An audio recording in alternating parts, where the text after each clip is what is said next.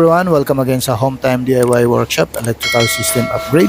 At sa pagkakataong ito, gagamit tayo ng cordless hammer drill ng Rigid at saka Milwaukee Jigsaw para mapabilis yung ating pagkat ng wooden wall natin. Wala siyang pagkakabitan ng dito natin ikakabit yung ating home electrical panel. Kung nakikita nyo, itong katabi ng ating binubutasan, ito yung lumang fuse type fuse box. 33 years old na itong panel na to, itong fuse box na to.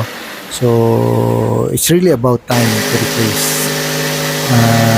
Ito nga, gumamit tayo ng jigsaw para mapabilis yung ating pag-cut ng ating wooden wall at may kabit natin agad itong ating Migi home electrical panel. So, ganun lang kadali mga ka-DIY.